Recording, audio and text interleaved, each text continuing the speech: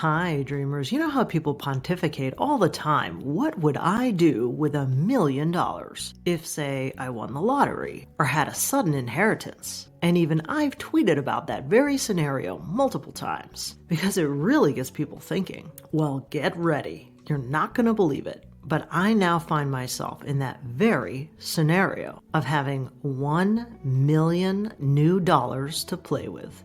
And think about it, dreamers.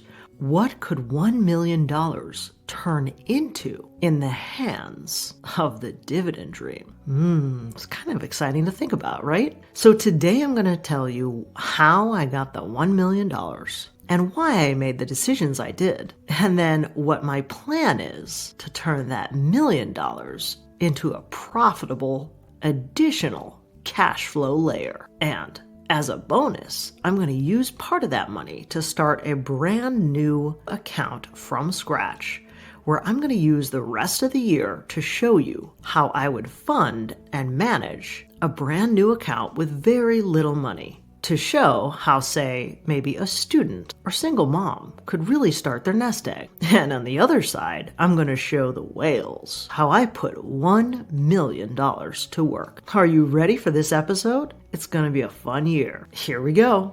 All right, so let's start with this article on real estate. And it starts by saying there's signs of improvement heading into the spring, but the Trump administration's economic plans complicate the outlook.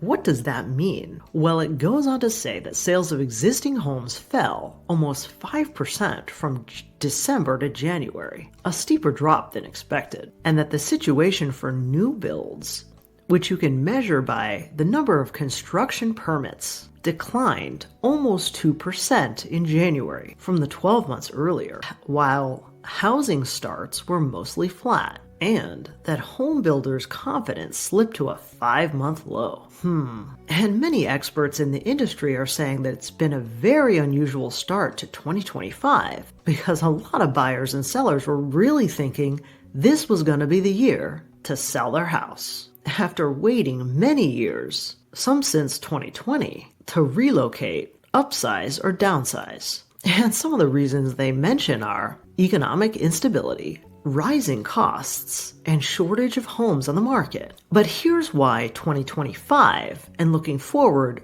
doesn't really help the picture. One of the reasons is the fresh uncertainties posed by Trump's economic agenda, which include both the tariffs and the mass deportations, both of which threaten to drive up costs.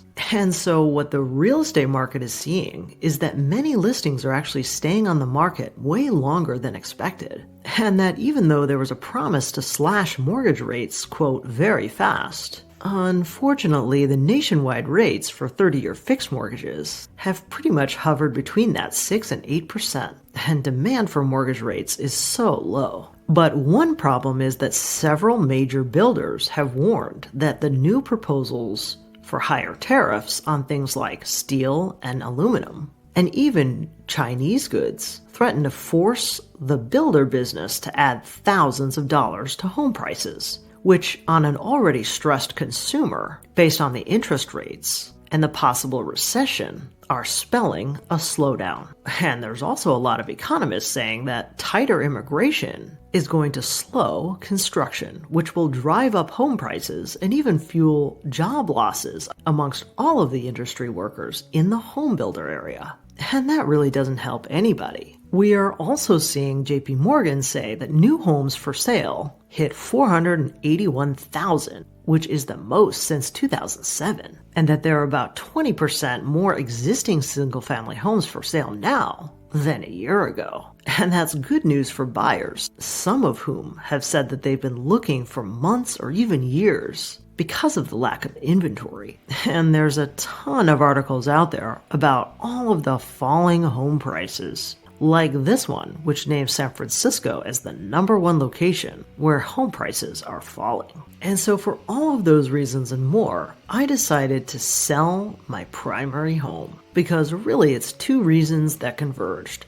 Number one, on the personal side, I no longer needed a 5-bedroom, 5-bath house for just me.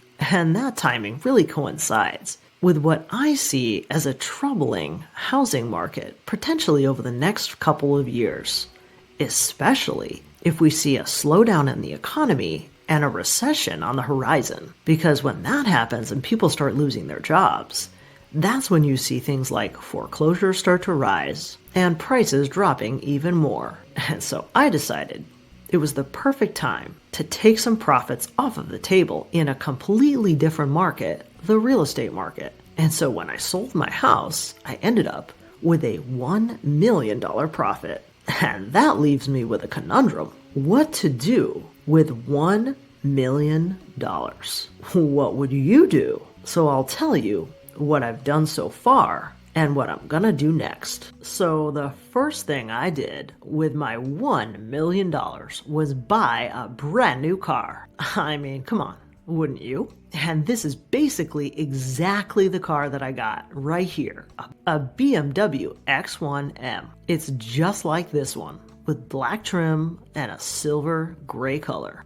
And if you follow me on Twitter, you know that I've had my current car for about 12 years. So once again, it coincided with the personal needs as well. But to my surprise, when I called the dealership, they had a ton of inventory on hand, which I thought was really interesting, given that over the last 2 or 3 years, there wasn't any cars available. And in fact, there was a wait list and a wait time of several months. And so I started doing a little bit of research as to what is going on. And I'll just read you the highlights over here. That at the start of February 2025, the total US supply of available unsold vehicles rose by over 1% month over month.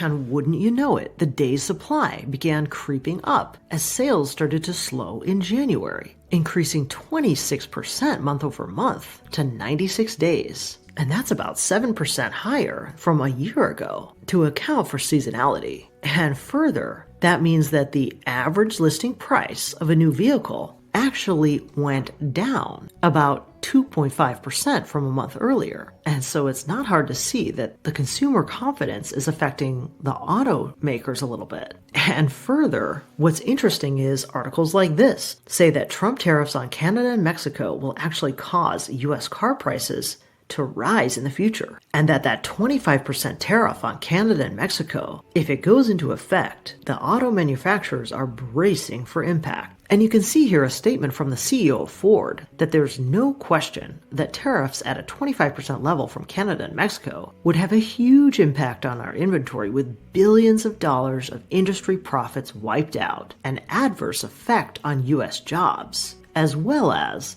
the entire value system, which basically means higher prices for customers. Can you imagine all of the job losses in the US auto industry?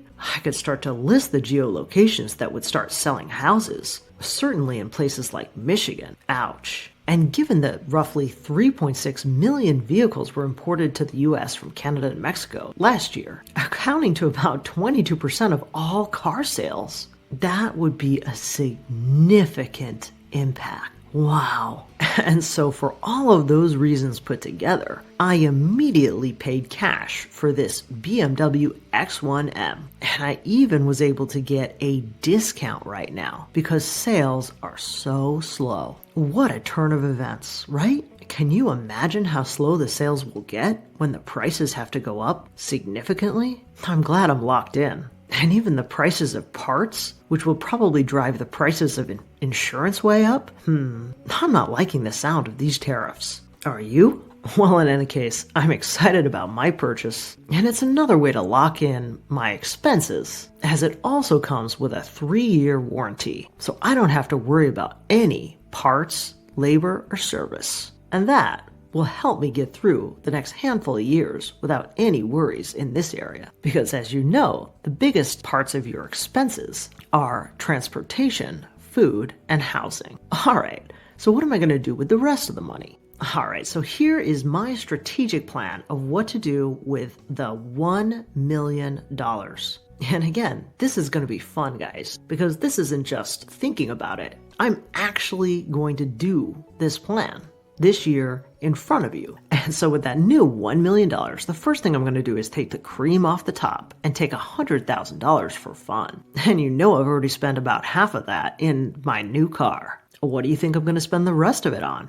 You know I love to have fun. All right, well, the rest of it is going to be outside my 401k as I put this into individual brokerage. And so the cash flow is going to be into 3 buckets. The buckets are high income dividend, cash secured puts, and regular interest. And so I'm going to put about $300,000 into those high income investment vehicles like SPYI, JEPQ, PTY, and that recent 12% yield one I covered in my last video, which if you haven't had a chance to check out, take a look. I won't be putting any into my core workhorse positions like Microsoft or Duke Energy because I've got quite a bit of that already in my 401k already. But instead, I'm going to be focused on cash secured puts, specifically on strategic bets. And so the same 550 will be held in a cash account, which will generate interest of about 4%, while I leverage that money on cash secured puts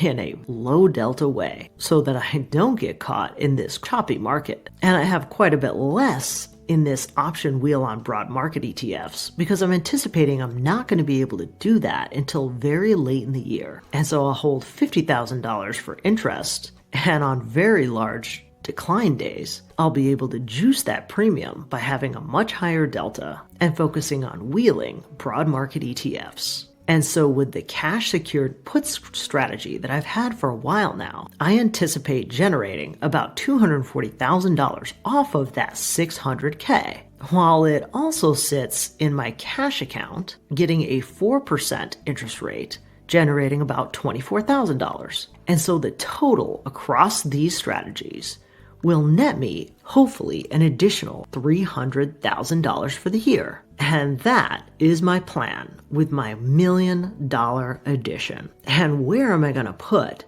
that $300,000? Well, believe it or not, I do have to live somewhere. But the difference here is that the new property is about 40% of the cost of the old property. And so, although I could take the money that I took from the proceeds and pay off the mortgage completely, I'm going to take a different tact and try to leverage that money safely, strategically, methodically, and with patience, and take the next 10 to 22 months to pay off the entire mortgage. And I'll show you how I do over the course of the next year as this percentage paid down will rise. And so that is my strategy over the next year with what to do with $1 million. What do you think, guys? Do you think I can do it? What would you do with $1 million? I would love to know in the comments. But before I go, let me show you one more thing I'm going to do with you this year. I've gotten some feedback over the last couple of years that Dream, it's amazing to see your growth and how you manage the money. But I'm just a student, or I'm just starting out. I really don't know what I'm doing. What would you do and how much would you contribute if you had little money and had to start from scratch? So guys, I opened an account just for you. And what I'm going to do is contribute $200 every single month, which is a small nominal amount that I think almost anybody could do and find in their budget. And so I just started this account, and you can see I just put in $200. And the first decision I made was to put 100 of it into VUG and another 100 of it into VGT. And so over the course of the next year or two, I'm going to show you how this little account starts to grow and exactly what I buy and when I buy. And all of us can track the growth of this together. And so I hope between the $1 million, all of the dividends and options, and this little account that will start to grow, you feel inspired, empowered, and excited to continue to develop your knowledge set in investing. Because this little account right here reminds me of me 20 years ago. And if I can start from this little amount and end up where I am now, I truly believe that anyone can do it. Thanks again for spending time with me today, and let me know what you think in the comments. Well, that's it for today. I hope you enjoyed this dividend income update. And if you want a richer, real time experience with me, you can always follow me on Instagram or X. And if you're doing your own research using Seeking Alpha, feel free to find the link below to subscribe if you want, no pressure. As always, I encourage you to do your own research, then implement and learn by putting it into practice. And as a reminder, I'm not a financial advisor, so keep in mind these videos are for entertainment and inspiration only. I'll see you on the flip side.